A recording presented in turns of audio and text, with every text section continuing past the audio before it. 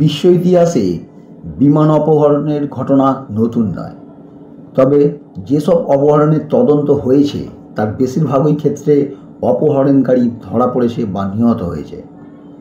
কিন্তু এক অপহরণকারীর নাম আজও রহস্যের আচ্ছাদনে ঢাকা, ডি.বি. কুপার। 1971 সালে থ্যাঙ্কস গিভিংয়ের আগের দিন এক অচেনা মানুষ বিমান ছিনতাই করে মুক্তিপণ আদায় করে প্যারাশুটে লাফ দিয়ে ইতিহাসে প্রবেশ করেন। এরপর তিনি যেন হাওয়ায় মিলিয়ে যান।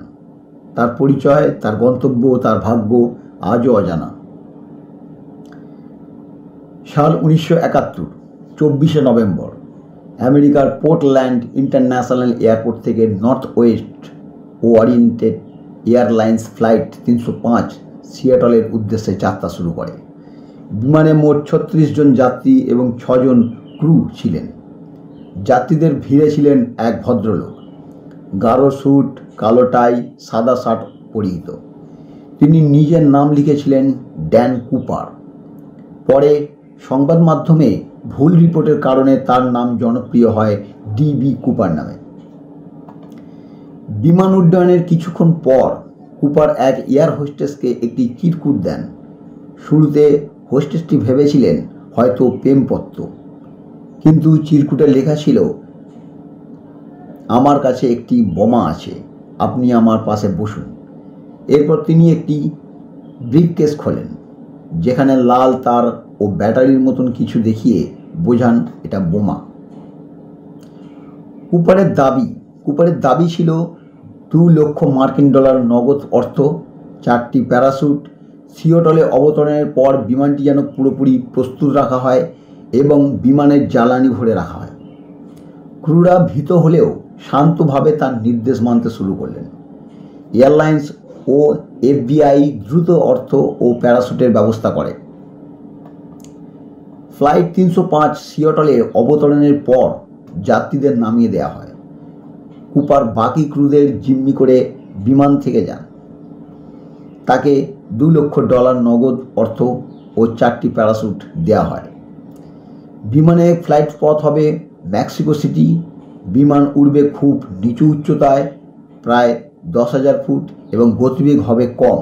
পেছনের সিঁড়িটি খোলা থাকবে। বিমান আবার আকাশে উঠল। রাত তখন অন্ধকার, আবহাওয়া খারাপ, বৃষ্টি পড়ছে। প্রায় রাত 8টার দিকে বিমানের পেছনের সিঁড়ি খোলা হয়। এরপর হঠাৎ করে চাপের পরিবর্তন লক্ষ্য করা যায়। সবাই বুঝতে পারেন কুপার লাফ দিয়ে পড়ে গেছেন এবং এরপর থেকেই তিনি অদৃশ্য। কুপারের লাফ দেওয়া অঞ্চল নির্ধারণ করতে FBI ও সামরিক বাহিনী ব্যাপক অনুসন্ধান চালান। ওয়াশিংটন ও অরেগনের ঘন জঙ্গলে সার্চ অপারেশন হয়, কিন্তু তার কোনো দেহ, কোনো প্যারাশুট, এমনকি টাকার চিহ্ন পাওয়া যায়নি।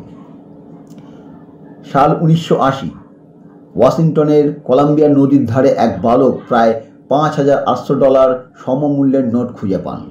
পরীক্ষা করে দেখা যায় এগুলো কুপারের মুক্তিপণের টাকা, কিন্তু বাকি অর্থ আর কখনো পাওয়া যায়নি। কুপার কে ছিলেন?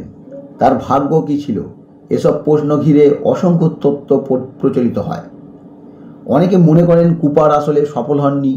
খারাপ আবহাওয়া, ঘন বনভূমি, অনভিজ্ঞ লাভ, এসব কারণে তিনি হয়তো লাভ দেওয়ার পরেই মারা গিয়েছিলেন।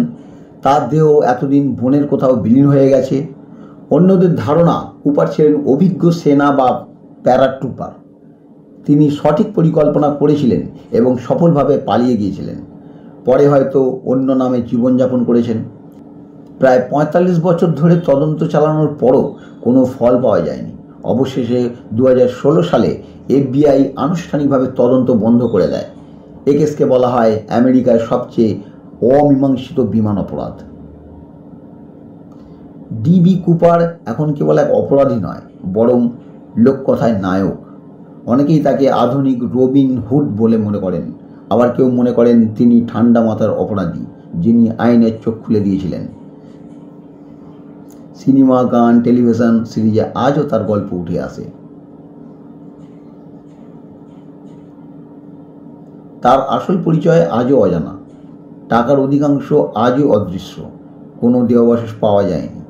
তার পরিকল্পনা ছিল নিখুঁত, কিন্তু উদ্দেশ্য ছিল রহস্যময়।